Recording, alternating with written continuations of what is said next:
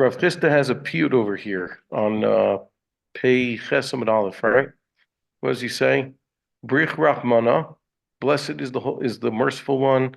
Diyohav Uryan Tlithai, La'am Tlithai, who gave a triplicate law. Triplicate law. Orion sounds like Orisa. Right. To a triplicate nation. Al Yedei Tlithai. On a. Right. Aren't you going to start? You want to start there? Yeah, that's where I left off. I didn't read this line last time. Okay, so is everybody on? You starting this year? They're all here with us here. There is. Okay, so let's. Pei Chesam and Aleph, right before the two dots. We finished the whole sugya about when was the Torah given, the machlokes, and then Rav Chisda concludes with saying it's not an argument; it's just praise of God. It's technically a piyut over here. 88A1, second column. One, okay, I guess according to Sansino or Art Scroll. Art Scroll. Okay, halacha kedivrei Art Scroll. So it says he blesses God who gave a triplicate Torah to a triplicate nation through someone who was a third, I guess the third son, on the third day, Biyom Tlithai Biyarcha. Okay? What does that mean? Biyom Tlithai Biyarcha. On a triplicate day of the month? Okay? Tlithai Kaman Kirabanan. What does that mean? Triplicate day. So let's read what Rashi says about this. What is Rav Chisda saying? The Fnei Rav, what says here? Uryan Tlithai, Torah Nevi'im Uksuvim. Did God give us Torah Nevi'im Uksuvim? So others disagree with Rashi. They say that it must be the Torah has three components, right? The Torah that was given at Sinai has three components. Torah Shebichsav, Torah Shabbat, and all the secret mysteries of the Torah. Why is it the Torah Shabbat? Well, no, because those types of things you could calculate from the Torah. They're not necessarily tradition. You could derive it some other way. You could calculate gematrias and so does a Torah like Kabbalah. I don't necessarily think that's the right interpretation, by the way, but you should know a lot of matters of Kabbalah were either unheard of or maybe they're even, I won't say fabrications, but they're inventions of a later era. At least those who say it. So Rashi doesn't say this. I'm saying Rashi says Torah Nevi'im and Ksuvim. It's just a little bit difficult because that's not the Nevi'im and Ksuvim books were not given at Sinai, right? Matter of fact, some Ksuvim date to about 1,000 years after the giving of the Torah. Next, what? So you could argue if you're not talking about literal. What's your Chisda say? Play on words. Yeah. Nice. Number 3 seems to appear in this statement, right? Yeah, no, it's everything is triplicate. Everything's 3. Mm-hmm. We got to play around with 3 parts of the Torah. Yeah. So according to Rav Chisda, when Rav Chisda means Torah in 3, so Rashi says he means the division between Torah, Nevi'im, and Ksuvim. But that's just the Torah Shebichsav, at least that which became Bichsav, whatever it is. He calls us a triplicate nation. Kohanim, Levim, and Yisraelim. That also the Torah at the time it was given, the distinction between the halachic distinctions between the people who became the Kohanim, the Levim, and Yisraelim did not yet exist. Those are post Golden Calf. Yeah, so that's also a little bit difficult. What is Al Yedei Tlithai? A person who was a third son. Moshe Rabbeinu was the third of his siblings. Miriam was the oldest, and Aaron was the middle child. Let's see what else. On the third day, what do you mean? We saw opinions saying that the Torah was given on the 7th day of the week and on the 6th or 7th of the month. So what does it mean that the Torah was given on the third day? He says, Prisha, from when Moses told the people, don't touch any women and purify yourselves. This was the third day. That follows the rabbis. Why? Because according to Rabbi Yossi, yeah, he gave him, it should be Riviyai. Okay, I guess that takes us to the end of that teaching, and now there's 2 dots. So because Rav Chisda has now gotten into the realm of, instead of arguing about history, he's being more agadic. Now there's some agadic passages. Many.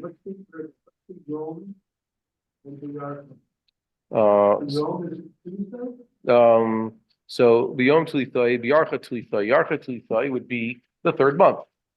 Sivan is the third month. The third day of the Isha. Yeah, and yarcha tlithai, yeah, third month of which is Sivan. Educated, yeah. Come on, Rabbanan. This follows the Rabbanan because Rabbi Yossi's calculation doesn't work out this way. So Rav Chisda held like Rabbanan.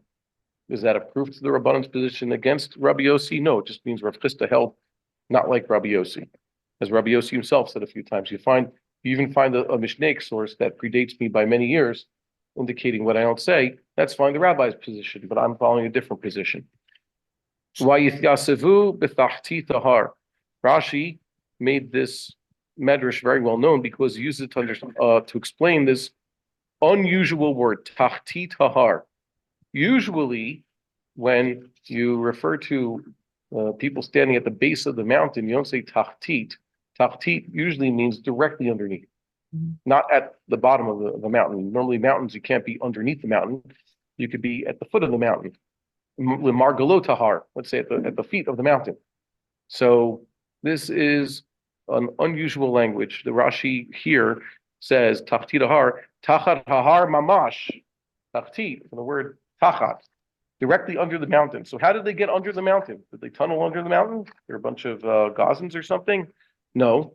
The answer is Amarav Avdimi Barchama Barchasa Milamed Shekafa Hakadosh Baruch Hu Alehem et Tahar Kiriri. He held the mount over their head. That's God did that, like it was a cask, picking up a barrel. Held it over their heads. Wow, is this sort of compulsion almost? Almost. Well, is that what the pasuk actually says? It doesn't say God lifted up the mountain. It says, and the people came out to God and they stood at the foot of the mountain. So this medrash, like the Rama points out, cannot be taken literally. For those who literally believe it, that Mount Sinai suddenly picked up, floated above their heads, it surrounded them. Also, by the way, it makes you wonder how they all got underneath it, because they were surrounding Mount Sinai, and then it lifts up. So now there's a big open space in the middle that's just the size of a mountain. So if he's lifting it over their heads, which part is he lifting? If he goes to the left, so all these people to the right are not going to be underneath the mountain. Did he lift up the mountain and then have them all gather in the open area underneath where the mountain used to be? Okay, so that's obviously we have to be a little bit wiser and not take midrashim so literally. The Rambam says there are three people in this world. There's those people who take it literally, and they're very faithful, and they believe every single thing must be as literal as they've been taught in nursery, and they think that's proper in pshuta. And he calls those people fools. And then you have the opposite. You have people who are highly educated, maybe atheist or secular, whatever it might be. They read these midrashim and say, see what fools Chazal were for saying such literal things and believing such things. Any rational, educated person does not believe in such things, and the Talmud is full of nonsense. And proper people who are studying read these things and understand that there's a much deeper lesson involved, and Chazal were using this language to try to explain something to us. So that's the approach we're going to take. So what he's trying to say is that there was some sort of compulsion involved in Am Yisrael keeping the Torah for whatever reason, perhaps for our own good, perhaps for the good of humanity, perhaps for the good of creation itself. Amar lahem, ima temet kabbalima Torah mutav. If you all accept the Torah, that's good. Uim lav sham tehei kivuratchem. But if you do not receive the Torah, that will be your grave. So I said that this involves obviously compulsion. It sounds like a threat. If you don't receive the Torah, if you receive the Torah, good, accept it. But if not, this will be your grave. I believe he's trying to say that for a people like Am Yisrael, Hashem is telling them that if you do not act like you've received the Torah, and is saying that you really should hold steadfast, then you are doomed to failure. You don't keep the Torah, it's not going to be some sort of metaphysical, magical process going to happen, and bad is going to happen to you. It's that you cannot survive without the Torah. Similar to what Rabbi Akiva described, it's like a fish out of water. A fish could want to be out of water. Maybe he wants to be on the land with the fox. But if the fish leaves the water, he'll have a hard time breathing, and he'll be dead very soon, and then he'll be lunch. So too, Am Yisrael needs to keep the Torah, because if you do not keep the Torah, you're a goner. You'll assimilate, you'll disappear. And even if you, let's say, assimilate for a few generations and you think you're entirely American or German, or as it might be, and you're completely part of that society, then they will turn on you.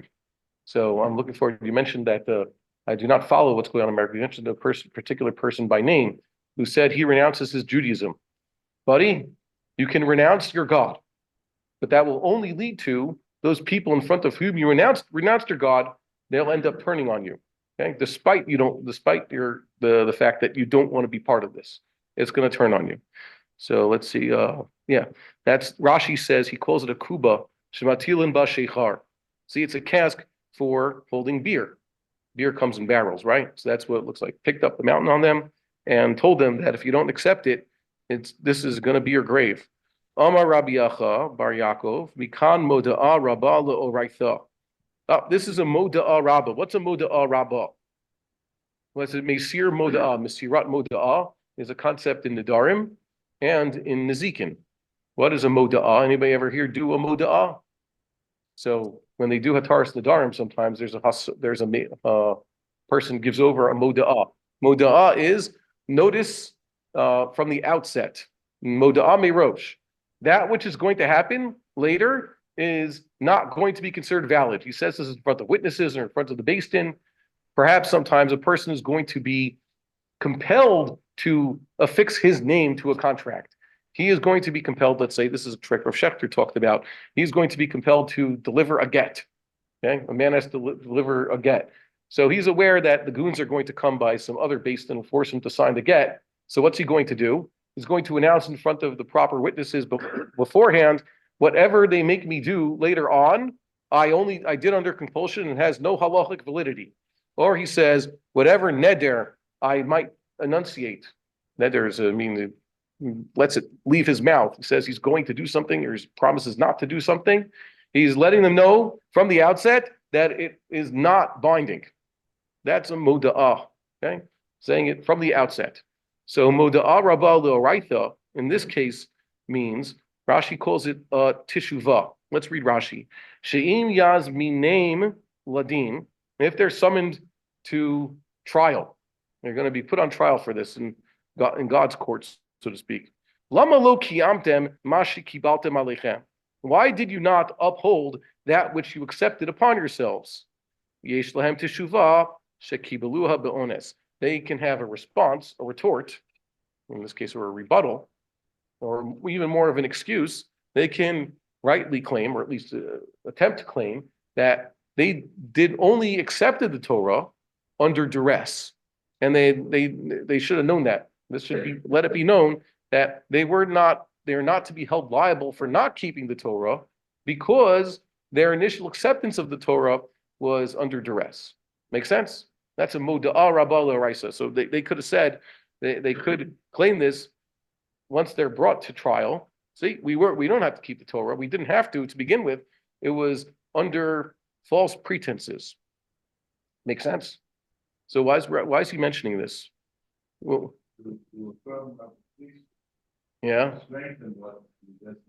Yeah. So what does this teach us? So does Rav Acha really hold that way? Rav Acha is now excusing what Am Yisrael might do. Am Yisrael is held to task for not keeping the Torah, and he's whispering in their ear, make this claim in court that what you did was under compulsion. Good excuse. Sounds like Rav Levi Yitzchak Berdichev type of chachma to a limud zchus. What? That they were forced into it. Yeah. Oh, so maybe it's the wrong word. Okay. Yeah, you're right. So they were unwilling. Let's just leave it at that. Okay. They were tricked into it. Yeah. So that's the wrong way to say it. That would be another excuse, but I guess it's the wrong way to say it. What we should say merely is that they were forced into it. But you're skeptical. I'm trying to think of the development of the argument here. Okay. I want to think also what is Rav Acha Bar Yaakov trying to tell us? Start with the first statement. You gave a very good explanation of the first statement. First, Third, Yeah. meaning, if you observe the Torah, good. good meaning you will continue. Or observe the Torah or accept. The Tosfos, we're going to see in a second, actually makes a distinction between accepting and then upholding the Torah. Accepting the Torah. Okay? You accept the Torah, mutav. And if you don't, Even accept the Torah, if you don't accept the Torah, you're going to die. yeah. Meaning that, just as you said before, Judaism will not continue. There won't be You won't have, you'll be You'll done. disappear as a Jew. Or the Israelites as a people will disappear. The Israelites, it's not, take it in terms of individuals. You Really? accept the Torah, you continue. I think it applies to You don't individuals, but accept the Torah, the Medrash is talking about Am Yisrael though. Kivru Raschem, it's much more global. I think that there's a muster there for everybody. I understand. Okay. That's a very, very good idea that has a lot of practicality. No. If you don't observe any of your Judaism, your family, you're going to disappear as Jews. So no harm, but I think we're going a little bit too far with that. You have to first accept the Torah. There's a difference between observing and accepting.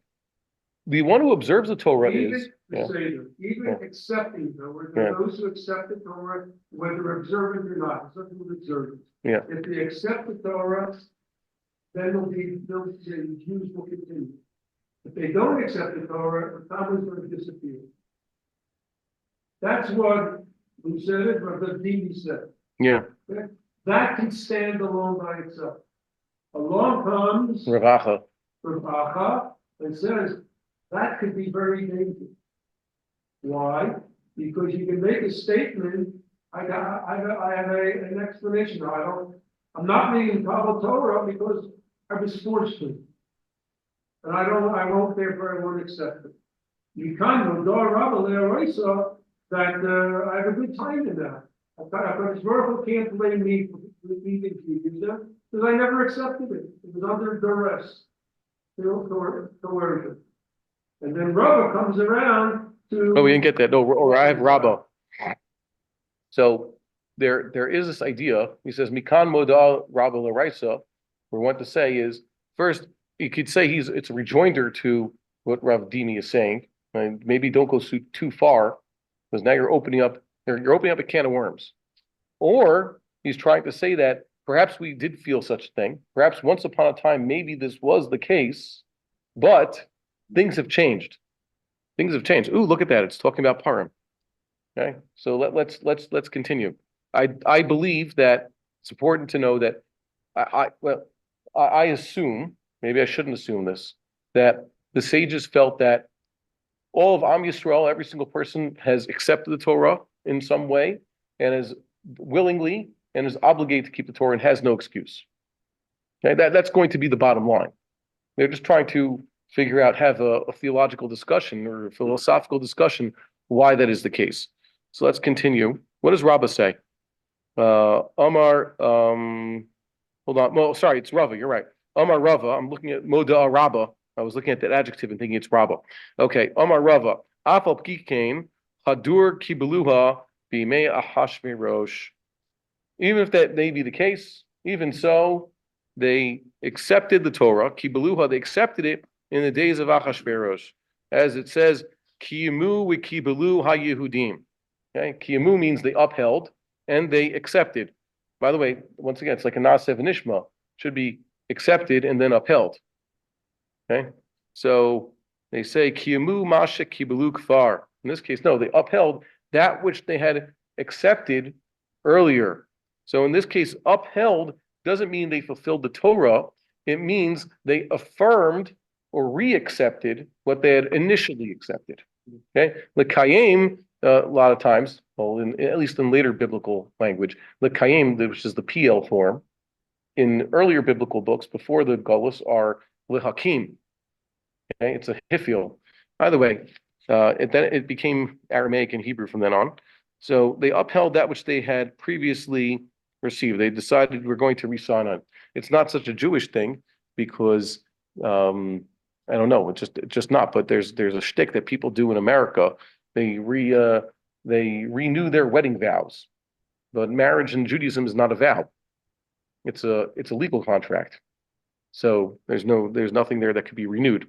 Either way, let's see what Chizkiah says. Omar Chizkiah, my dichtiv mishamayim hishmata din eretz yara'ah v'shakita. From the heavens you let justice, or din is in this case it means there was some law going on. There was a case. God let the people hear the rules. Hishmata din. Din sometimes means being brought to justice, and sometimes it means the rules. In this case, it's a reference to the Torah. And the earth feared and was silent. Now, feared and being silent, I don't think that's anything wrong. Sometimes people are just very silent out of fear, and sometimes fear causes people to scream. But the fact that the land itself is fearing and is in silence is already quite odd. What does it mean when a land is like that, or when the earth is like that? And what do these two verbs have to do with each other? Silent and fearful. Im yara'ah lama shakata, v'im shakata lama yara'ah. If it feared, why was it silent? And if it was silent, why is it fearing? Does Rashi add anything here? Yara'ah, Rashi says, okay, that's not the right yara'ah. We have to read a little bit further. It says here, Ela batchila yara'ah uvasof shakata. Must be first the earth was fearful, and then the earth was silent. Lama yara'ah. Why was it fearful at the beginning? Kidarish Lakish.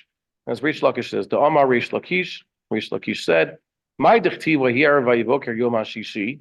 What does it mean? And there was even, and there was morning, the sixth day, Yom Hashishi, the day of the sixth. Normally it says Yom Hamishi, Hashishi. Okay. Hey Yetera Lamali. What's with this extra hey? The definite article hey before the word shishi. What does it teach us? Milamed Sheitna Kadosh Baruch Hu Imasefer Rishif. God made a condition with the entire work of creation. Amar Lahem. Who's the Hem? Hem, I guess, would be all his creatures, everything that had been created, all the Nivrayim. Im Yisrael Mikablim Torah Temit Kaimim, V'im Lav Anir Machzir Etchem L'Tohu V'Vohu. If Israel accepts the Torah, so you will stand. The earth will persist, won't be erased from existence. V'im Lav Anir Machzir Etchem L'Tohu V'Vohu.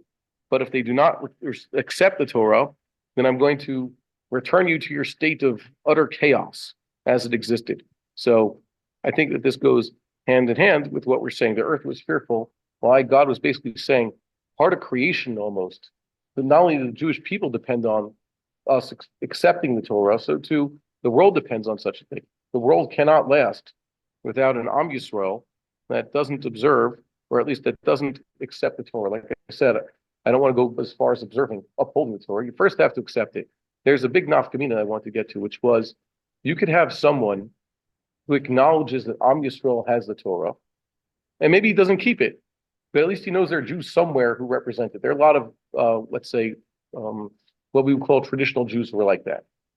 And at least those who are even reformers, chas v'shalom, used to assume that there is a Torah and they accept it. Even Karaites have this idea that God gave the Torah to Am Yisrael and it is meant to be kept. The only problem is, they really don't understand how it is supposed to be kept. And sometimes they want to keep it on their own terms. And we can even put a few type of Gentile groups in this category. They're Gentile groups that acknowledge that once upon a time, Am Yisrael received a divine Torah from the creator of the world.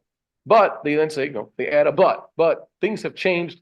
Some other prophet showed up, changed things around, but at least they acknowledge that basic point. Then you have Jews who totally deny, not only maybe they deny the creator, at least they deny the fact that there's a possibility that the creator gave such a Torah to Am Yisrael. And there's a big difference. In Tosfos here, the top one, what does Tosfos say? He says that this idea of Am Yisrael having to accept the Torah under duress is mentioned in Masechet Avodah Zarah right at the beginning.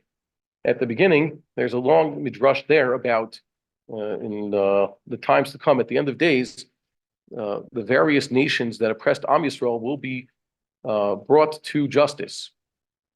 And give examples. What are the Romans and the Persians going to do? They'll have a lot of explaining to do. And one of the issues brought up there is that certain Gentile groups will claim in front of God that they weren't so good because they didn't accept the Torah. And if only God had lifted the mount over their heads, they would have accepted Torah. Or as Tosfos brings here, Klum kafit aleinu har kegigit. Okay. Did you actually lift over the mountain over our heads like you did to Israel? What's the implication here? Tosfos, very, very smart. What? Yeah, and that could have been their excuse. Whereas Tosfos says, Demashma dim haya kofa elehen, lo haya lahen teshuva. The nations, the way this medrash is going, we're basically saying, if you had forced us to keep the Torah, then we couldn't have had an excuse. Okay, but we do have an excuse because we nations have an excuse for not being the best people in the world because we were not compelled to keep the Torah. The Jews, they were compelled to keep the Torah, so that was for their benefit. So they, talk to them, but don't talk to us because we weren't given the Torah. So that's a little bit different. So what's going on here? So it's interesting that some people claim that it's like you should have forced me into it. First of all, maybe it's a lesson for Am Yisrael. Am Yisrael should thank God for forcing them into this situation. It saves them from death, and it makes them, I guess, superior, exceptional to the other nations. Tosfos' bottom line here says, Hainu almasha lo kibluha. It says, Moda'a rabba lil raitha, Hainu almasha lo kibluha. Almasha lo kiyemuha ika tshuva. It says, so there's a difference between what the excuse you could claim in court. Almasha lo kiyemuha ika tshuva. Okay? If they didn't keep the Torah, so they have an excuse. Why? They're forced into it, so they have to keep it. Okay? We can't be held liable for not keeping the Torah because our initial acceptance of the Torah was under duress. But he says right beforehand, Hainu almasha lo kibeluha. But it does help them that they were actually forced into receiving the Torah.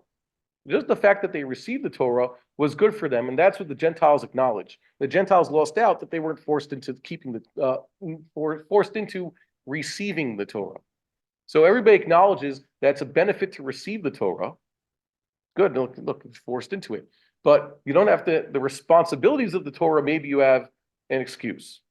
And that's why we then have the next teaching, which teaches us that you still don't have an excuse for not keeping the Torah. Why? Because you reaffirmed your acceptance of the Torah sometime later, in Achashverosh's time, which is quite amazing. There are some people who try to have it both ways.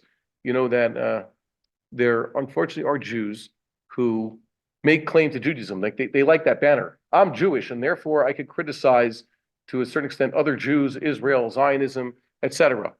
But really, you have no business criticizing and say, well, I'm part of the club also, until you actually do something to show that you're part of the club. You can't just be born into it and say, you know what, I get all the privileges of the Torah, but none of, let's say, the obligations. There's a political concept that, let's say, birthright citizenship in a country is an interesting idea, right? But it allows for infiltrators from another country who maybe have no business, they're enemies, to come just to give birth. And then they have planted their, I guess, insidious seed among this enemy country. Well, perhaps they're doing this for malicious reasons. Whereas you have people who immigrate to one country and they want to be citizens, they want to be part of that melting pot, they want to show that they're loyal and everything, they want all the benefits of being a citizen, and they're willing, let's say, to even risk their lives to fight for their adopted country.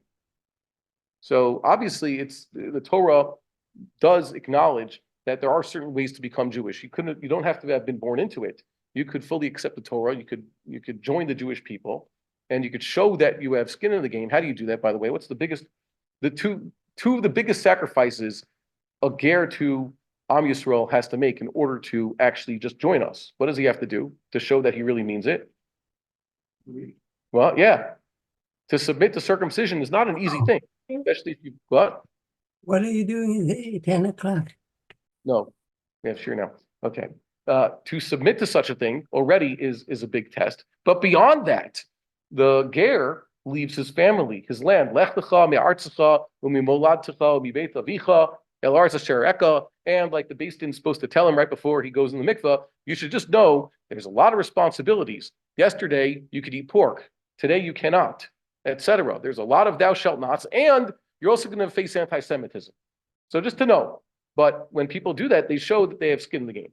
Whereas there are certain Jews, unfortunately, who wake up and they're born, and they think that because their name is Goldberg or Grossman, whatever it may be, suddenly they get a free pass, even if maybe they were circumcised as babies, but they choose not to keep any of the commandments, ever. They don't want any part of it. They're not doing anything. They won't even, let's say, there's some people, what schus do they have? They were raised secular in Chutz La'aretz. They know they're Jewish, so they come to fight in the army. And they risk their lives for Am Yisrael. So that's a big schus. Okay? They're giving their lives for the people and the Torah and the land. But some people don't even do that. They don't want to give any of their money, they won't give any support. This teaches us an important lesson that sometimes Jews really have to, also show that they're willing to give something to keep the Torah. And by the way, that's why Purim is the perfect time. What made them want to receive the Torah then, reaffirm their initial acceptance. Once upon a time, they said, well, we didn't want to accept the Torah. We were forced into accepting the Torah, but now we will accept it. And of course, we're going to keep it because we've been keeping it all along. What pushed them into doing such a thing? The threat of annihilation, right? They were given this great opportunity to see the Holocaust coming 11 months in advance, and they knew what was happening, and then they were given a reprieve. They were given a chance. By the way, there was no canceling the Holocaust. What was required of them to do? Fight for survival, which is kind of good. It's good that they had 2 months between the original edict of Achashverosh and Haman. What did that 2 months give them? It gave them time, like we have now, to see who your real enemies are. When the first proclamation came out, so Am Yisrael, everybody's crying all across the land, but at least they get to see which of their neighbors are sharpening their knives and getting ready for the big day. So that allowed them, just like Chazal say, the Medrash, what was the benefit of the days of darkness preceding the Exodus by a few weeks? What benefit to Am Yisrael? They got to snoop around and see which Egyptians had valuables, right? So that when the time came to leave Egypt, they could, they know where to look. So too, Achashverosh's initial enactment allowed Am Yisrael time to figure out, okay, or at least just notice who their real enemies are. And right now, it's becoming fairly clear to, let's say, us, this day and age, especially because we have mass media. You can see through your computer or your phone what's going on in every single edge of the world, right in real time. You know who your enemies are. You know who's not out to kill you. You know who your real friends are. And you should be aware that if they could have the opportunity, would eat you alive yesterday. So just be careful. That brings us to, are we supposed to continue in more Agadic passages? This was the end of what we were supposed to do. Really? Okay, you saw my video I sent you 2 days ago? No? Okay. Oh, just a piece from Tzuriel where he says you really shouldn't skip this part. Okay, well, Rav Tzuriel wrote the book for us, so there you go. We would like to encourage our viewers to share these videos with friends and send in your responses. If you would like to obtain Birkon Nusach Eretz Yisrael or invite the rabbi for a speaking engagement, please email us at office@machonshilo.org.